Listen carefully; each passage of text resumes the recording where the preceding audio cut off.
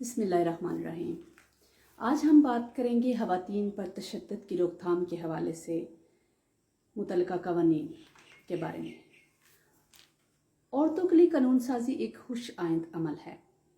2010 اور 2011 اس لحاظ سے بہت اہم سال رہے ہیں۔ ان سالوں میں کافی لمبے عرصے کے بعد خواتین کے لیے قانون سازی کی گئی۔ ان قوانین کی وجہ سے عورتوں کی حیثیت پہلے کی نسبت زیادہ مضبوط اور محفوظ ہوئی۔ نئے آنے والے 3 قوانین عورتوں کی بھرپور نمائندگی کرتے ہیں، مگر یہ قوانین اس وقت تک محض کاغذ پر اترے ہوئے الفاظ ہیں جب تک لوگوں میں ان سے متعلق آگاہی نہیں ہوگی۔ ان قوانین کا تعارف کروانے سے پہلے یہ بھی جاننا ضروری ہے کہ پاکستان بننے کے بعد ان قوانین کو کیوں اتنی دیر سے بنایا گیا۔ عورتوں سے بدسلوکی اور ظلم و ستم کے واقعات تو پہلے بھی بے شمار ہوتے رہے ہیں۔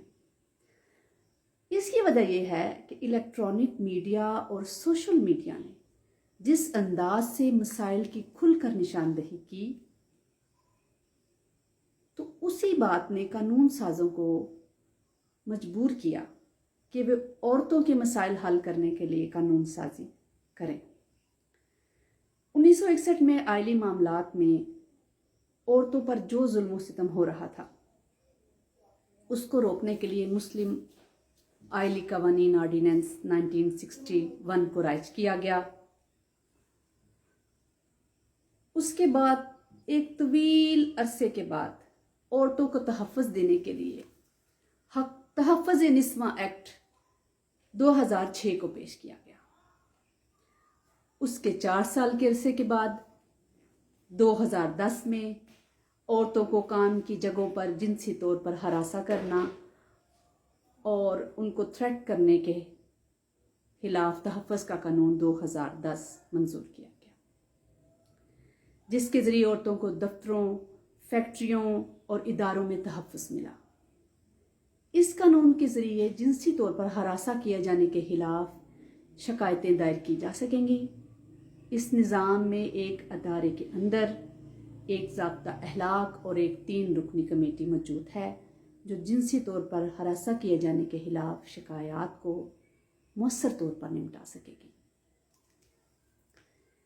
اس کے ساتھ اس بات کی بھی آگاہی ہونی چاہیے کہ 29 جنوری 2010 کو حکومت نے تعزیزات پاکستان دفعہ 509 میں ایک ترمیم کی اور نہ صرف کام کرنے کی جگہوں پر بلکہ ہر عوامی جگہ پر اگر کوئی کسی کو جنسی طور پر ہراساں کرے گا تو ایسا متاثر فریق پولیس سے رابطہ کر کے شکایت درج کروا سکتا ہے، اور شکایت ہونے پر 3 سال قید اور 5 لاکھ روپے جرمانہ یا یہ دونوں سزائیں اکٹھی بھی دی جا سکتی ہیں۔ 2011 میں خواتین دشمن روایات کا امتناع ایکٹ 2011 منظور ہوا۔ اس قانون کے ذریعے ان بے بس اور مظلوم عورتوں کو تحفظ فراہم کیا گیا جو کہ رسم و رواج کے نام پر بھینٹ چڑھائی جاتی تھیں۔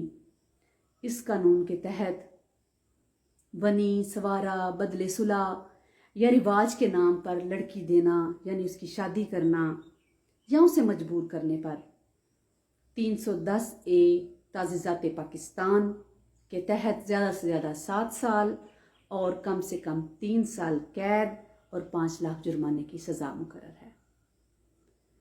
جائیداد سے محروم کرنے یا وراثت سے محروم کرنے یا حق بخشوانے کا رواج اب جرم شمار ہوگا، اور 498A کے تحت ایسا کرنے والے شخص کو زیادہ سے زیادہ 10 سال اور کم سے کم 5 سال قید اور 10 لاکھ جرمانہ کی سزا یا دونوں سزائیں اکٹھی بھی دی جا سکیں گی۔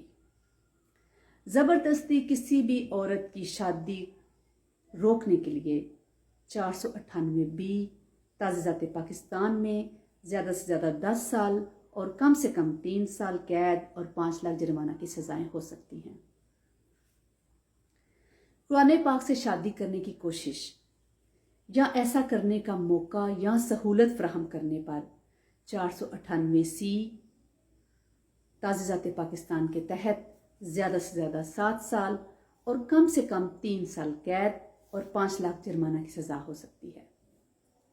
ان قوانین کے علاوہ ایک تیسرا قانون بھی ہے جو 20 دسمبر 2011 کو منظور ہوا، جس کو criminal law amendment bill on acid and burn violence 2011 کا نام دیا گیا۔ اس قانون کے تحت جو کوئی شخص خواتین پر تیزاب پھینکے گا تو ایسے شخص کو عمر قید اور 10 لاکھ جرمانہ یا دونوں سزائیں اکٹھی دی جا سکتی ہیں۔ اسی طرح کسی عورت کا آرگن کاٹنے پر 10 سال قید کی سزا دی جائے گی۔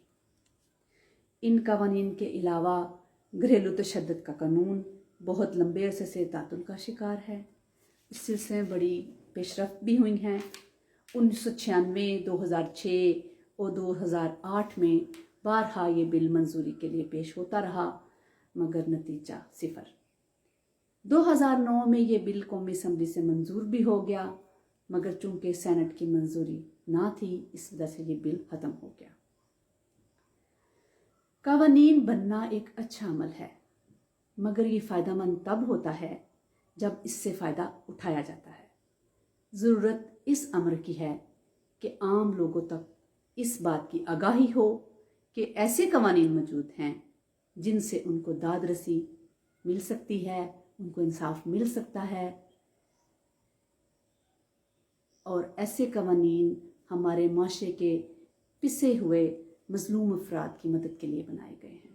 یہ آگاہی مہم ہے تاکہ جو متاثرین ہیں وہ اس سلسلے میں انصاف حاصل کر سکیں۔ شکریہ۔